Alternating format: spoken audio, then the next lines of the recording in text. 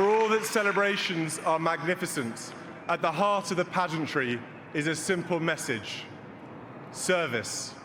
When Camilla's daughter insulted Princess Anne, nobody saw Prince William's next move coming. Buckingham Palace has always been a place where royal tradition and family tension collide. But every so often, family drama explodes in a way no protocol can possibly contain. What began as a routine public event quickly turned into the royal family's absolute worst nightmare. It was a scandal involving one of their very own. The spark came from Laura Lopes, Camilla's daughter, whose cutting remark aimed at Princess Anne hit much harder than anyone imagined. Laura Lopes has generally been kept on the very edges of royal life. She isn't a princess, nor does she appear in the spotlight in the same way that William, Kate, or Anne do. Instead, she lives her life mostly as a private citizen, working as an art curator and raising 3 children. But because her mother married King Charles, she can never fully escape the monarchy's orbit. Her own children were even spotted playing important roles during Charles's coronation. This connection means that whenever Laura does appear in a royal setting, her words carry a much heavier weight than she might actually intend. The event in question was a special gathering at Windsor Castle, which was marking one of the Princess Royal's many charity milestones. Princess Anne, who is known for her tireless work ethic, had just completed her 20,000th official engagement. That's a staggering number that proves why she's called the hardest working royal. And there's a very good reason Princess Anne is called the hardest working royal. Besides being involved with over 300 charities, she attends more events than any other royal member. The reception brought together immediate family, a few senior royals, and a handful of invited guests. It was supposed to be a moment celebrating Anne's decades of dedicated service, particularly her work with Save the Children and countless international tours. Prince William was there supporting his aunt. William has always held a deep and profound respect for Anne. He knows her no-nonsense attitude and consistency have kept the monarchy grounded during very turbulent times. For William, Anne represents duty in its purest form. He looked up to her as a child, watching her compete in major equestrian events. As an adult, he often looks to her as an example while handling his own massive responsibilities. On this day, he expected nothing but praise for his aunt, but instead he was completely blindsided. Laura, who was invited through her mother's connections, was in a small group when she suddenly made the comment. She reportedly commented on how Anne's old-fashioned approach to duty seemed completely out of touch with modern Britain. She then suggested that younger royals like William and Kate brought a much fresher energy, implying that Anne's way of doing things was from another era. The words were delivered so casually, almost like she was just making small talk, but they had a sting that everyone around her immediately felt.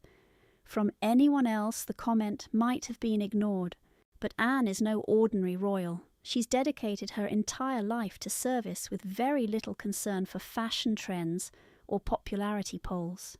She doesn't seek applause or indulge in lavish displays.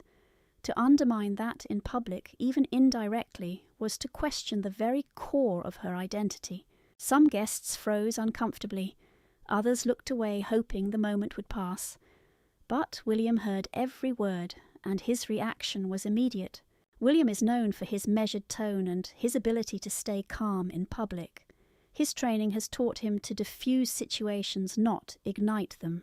Yet beneath that calm exterior is a fierce loyalty to the people he loves. And Anne has always been one of those important pillars in his life. What made matters even worse was that Anne herself was within earshot. She didn't react outwardly, maintaining that stoic composure she is so well known for. But those who know her well noticed the slight tightening of her lips and the subtle steel in her posture.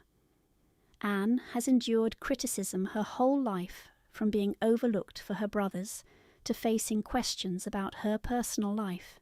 But hearing it from inside the family circle and in such a public place was an entirely different kind of wound. For William, the insult was unacceptable. He saw a woman who defended the crown through storms far harsher than anything Laura had ever faced. He couldn't just stand by silently while someone with no official role undermined her in public. But William also knew the dangers of a public scene. He had grown up watching how a single unguarded moment could dominate the headlines and completely define a narrative. Still, his anger was obvious to anyone nearby. His clenched fists, the sharp look in his eyes, and the way he moved closer to Laura showed this was not something he was ignoring. The tension spread like wildfire. Conversations around them just stopped.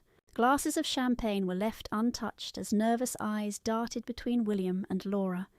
It was the exact moment the palace dread's internal drama laid bare for outsiders to see.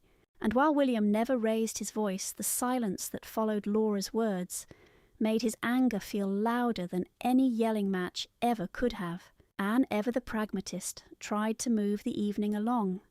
She redirected the group's attention to her work, telling stories from her first trips with Save the Children and thanking her supporters. It was her way of trying to steady the room, but the atmosphere was still incredibly strained. William stayed close by her side, his protective instincts on high alert, determined that this insult would not just go unacknowledged. That night inside Windsor Castle, William's quiet fury became a story itself, one that showed the fractures under the royal surface were nowhere near healed. But this was just the beginning. The next morning, William asked for a private meeting with Anne. He'd spent the whole night replaying the moment, his protective anger growing stronger. William isn't the type to seek out confrontation, but his powerful sense of loyalty drives him to act fast when the people close to him get hurt. Anne, for her part, was not surprised. She knew her nephew well enough and sensed he wouldn't let the whole thing just slide.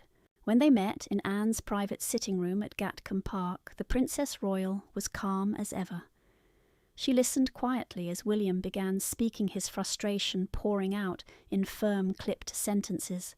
He told her he just could not understand why Laura, who has her position only because her mother married Charles, would have the nerve to criticise someone who'd worked harder than almost anyone in the family. Anne, true to form, just shrugged it off. "You get used to it, William," she said simply. "People always think they know what this job is all about." For Anne, Laura's remark was just one more dismissal she had to endure. But that just wasn't good enough for William. His admiration for his aunt was simply too profound to let such blatant disrespect go unanswered. He pushed the matter with Anne, arguing the family simply couldn't ignore this kind of behaviour, especially when it was coming from one of their own. He pointed to her decades of sacrifice, the missed holidays, the exhausting overseas tours, the endless days of quiet duties that rarely made headlines but built the Crown's reputation brick by brick. To him, letting Laura's comments slide felt like a slap in the face to everything she had ever done. Anne was grateful for his loyalty, but she advised him to hold back. She'd learned ages ago that reacting only gives more power to careless words. William, however, saw things differently. He had grown up in a world where any quiet whisper could become tomorrow's screaming front-page headline. He was terrified that if Laura's remark got out, it would be twisted into a story about a generational war inside the palace, a narrative the press would absolutely devour. To him, silence wasn't strength, it was a massive liability, and meanwhile word of the awkward moment had already trickled back to Camilla, back to the Queen Consort. Laura had always been shielded from public attacks for one simple reason: she wasn't an official working royal. She had always fought to protect Laura and her son, Tom Parker Bowles, from the messy world of palace politics, convinced they deserved a life free from the intense scrutiny William and Harry faced since birth. But Camilla also knew her daughter could be outspoken, sometimes getting herself into trouble.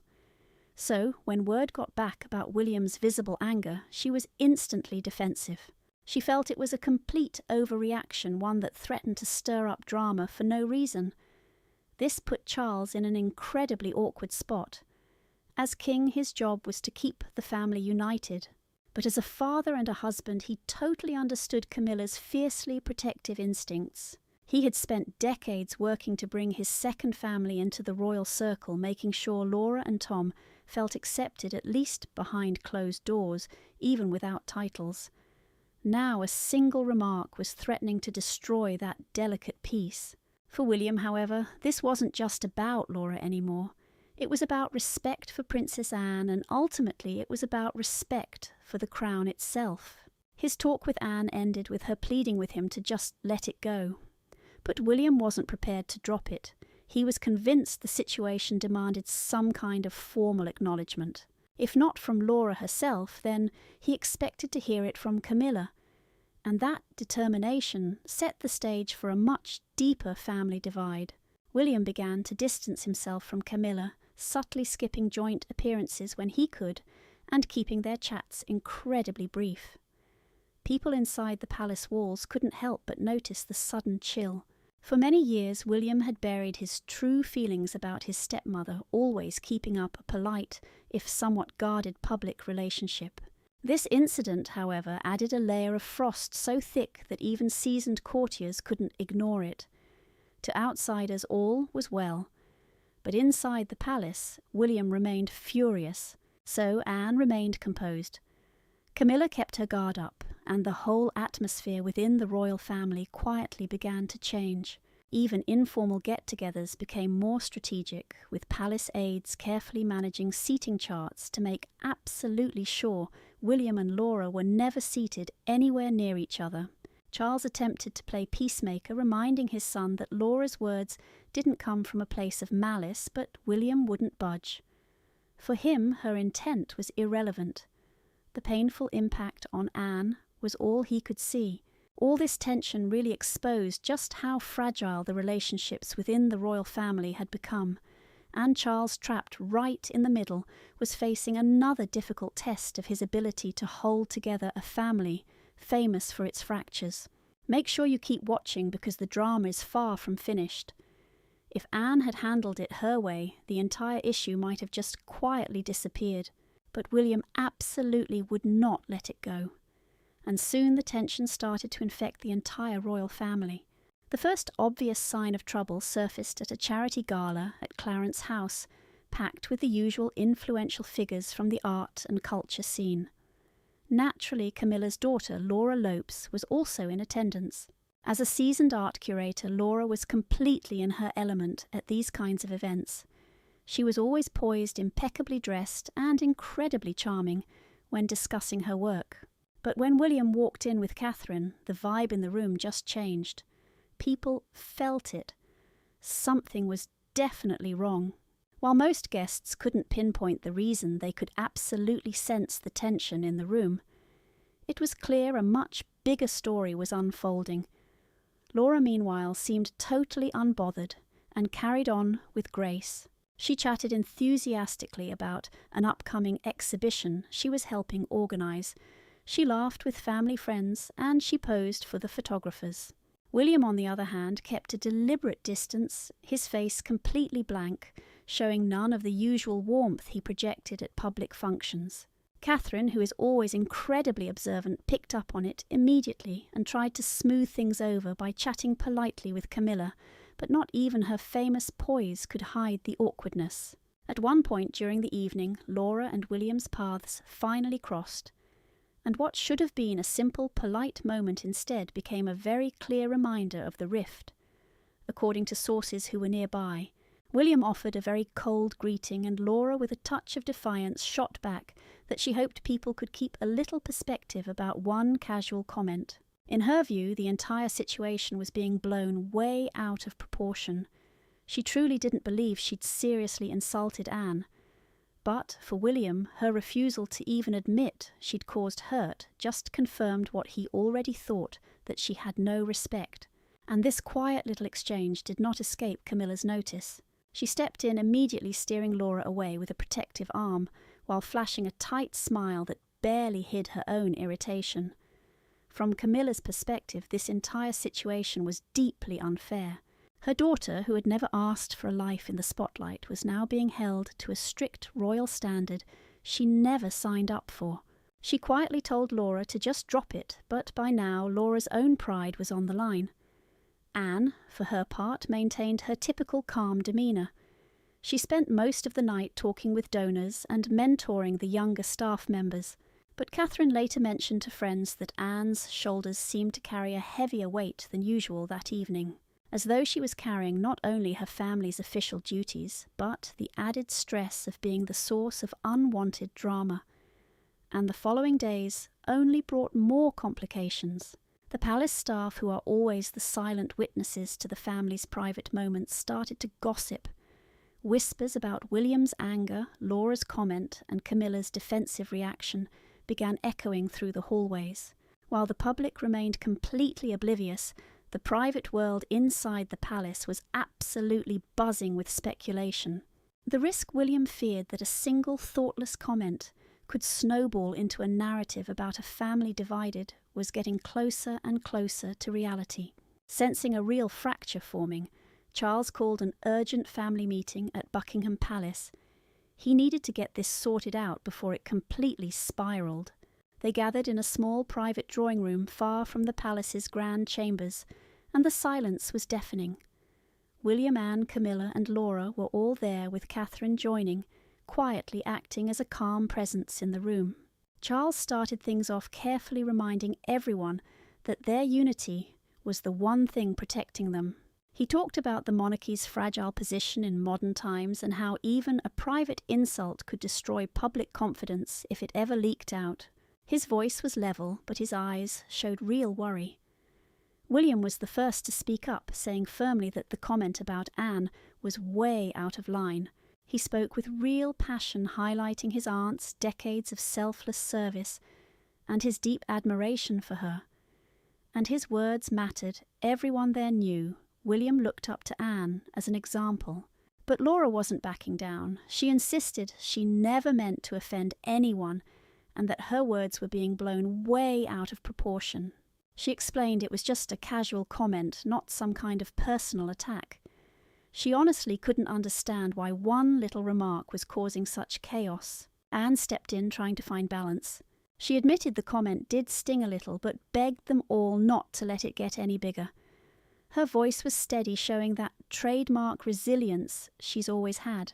But even her calm words couldn't clear the tension in the air. That's when Camilla spoke, and you could hear the frustration in her voice.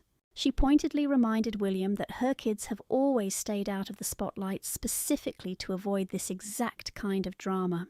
She argued it was completely unfair to drag Laura into royal family feuds, especially since she has her own life and career totally separate from the monarchy.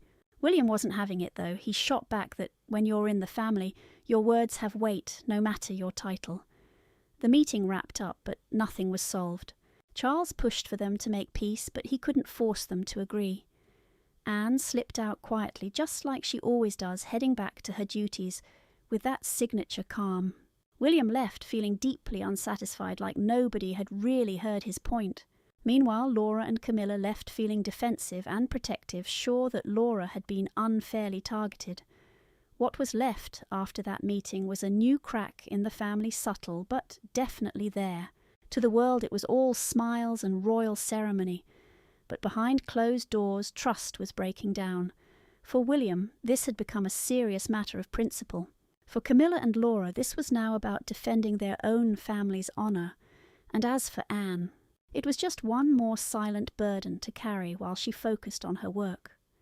The seeds of a serious conflict were sown, and while the public saw nothing, they were taking root deep inside the royal family. And what happened next would push the family even further. In the weeks that followed, the feud between William and Camilla's daughter didn't just disappear. It became a silent wall between them at every family event. On the outside, everything looked perfect and polished. They smiled for the cameras, they shook all the right hands, and they gave their formal speeches. But underneath that perfect surface, the tension was thick, and everyone inside the palace knew it. William still felt strongly that Anne had been wronged. His respect for her wasn't just about family. He saw her as the perfect example of royal duty. Anne's decades of hard work without ever seeking the spotlight truly impressed him. Unlike others who craved recognition, Anne just worked because it was her duty, and she truly believed in it. For William to just brush off all that hard work with one careless comment was an insult to the crown itself. Meanwhile, Anne tried to carry on without any drama. She kept up with all her royal engagements, met with her charities, and spent her free time with her horses at Gatcombe Park. If Laura's comment actually hurt her, she never let it show publicly. But her inner circle saw the little things her jaw was set a bit tighter, her private conversations were shorter, and she started leaving family events a little earlier. They weren't huge dramatic gestures, but they hinted that the remark had hit harder than she was willing to admit. All the while Laura stuck to her guns. She was convinced she'd been totally misunderstood and judged unfairly. She had always carefully kept her life separate from all the royal drama, but now she was being dragged right into the thick of it. Suddenly, at art shows and cultural events, rumours about her rift with William started spreading. Friends would ask cautious questions, and even though she'd brush them off, it was mortifying. For a woman who built her career on her own terms in art curation, this family drama was a shadow she didn't want, and Camilla became fiercely protective. As Queen Consort, she'd worked so hard to carve out her place, trying to balance her new duties with her fierce loyalty to her own kids. So seeing Laura trapped in this mess triggered her instinct to protect her daughter from any attacks. She spoke to Charles about it, constantly reminding him that Laura and Tom never wanted any part of this. Charles would listen, but he could also see William's side of things. He knew how important Anne was to his son, and he got why William felt he had to stand up for her. This put Charles in the very tough spot of being the mediator. He called William to Windsor Castle one afternoon for a quiet private chat. Over tea, he reminded his son that true leadership requires not just strength but also flexibility. He praised William for his loyalty to Anne, but then asked him to think about whether pushing this any further would just make things worse. William listened to his father respectfully, but you could see his jaw clench. He was hearing the advice, but he was far from convinced that just staying silent was the answer. After that, there were small attempts to patch things up. Catherine started inviting Laura to gallery openings and charity events, hoping to create a chance for them to reconcile. Anne, who is always practical, even agreed to go to events where Laura was also invited, showing absolutely no sign of a grudge. But underneath it all, the damage was done. William remained cold towards Laura, and Laura was too proud to give him the acknowledgement he was looking for. And the public, of course, had no idea about any of this. All they saw was the royal family doing their jobs, putting on a perfect united front. But inside the palace, the staff knew the real story. Seating charts were redrawn, schedules were discreetly changed, and every briefing was planned to prevent any awkward run-ins. The public face of the monarchy remained perfectly smooth, but that came at the price of constant quiet manoeuvring behind closed doors. But the deeper question was what this all meant for the future. If one little remark from Laura could cause this much chaos, what did that say about the family's foundation? William's fury made it crystal clear just how much he protects Anne, while Camilla defending Laura proved just how hard it is to blend two royal families into one. For Princess Anne, it was just one more moment in a life of service and quiet strength, where her own family sometimes failed to appreciate her incredible dedication. In the end, there was no grand finale. No one made a public apology, and there were certainly no dramatic make-up scenes. Instead, the whole messy situation just settled into a very tense and uncomfortable quiet. William stayed firmly by Anne's side, watching over her with that same fierce loyalty that made him speak up in the first place. Laura threw herself back into her work, choosing the art world over royal politics, but she knew her bond with William would likely never fully heal, and Camilla stayed protective. Charles went back to being the family peacemaker, and Anne, well, she just carried on as she always has. But the insult that started as a careless comment had now become something much bigger. It wasn't just about the words themselves, but about everything they stood for. Things like respect, family loyalty, pride, and the very delicate balance of a family living under a microscope. And while the cameras never captured the fallout, those living inside the palace walls understood that one little comment had left a deep scar that wouldn't fade any time soon.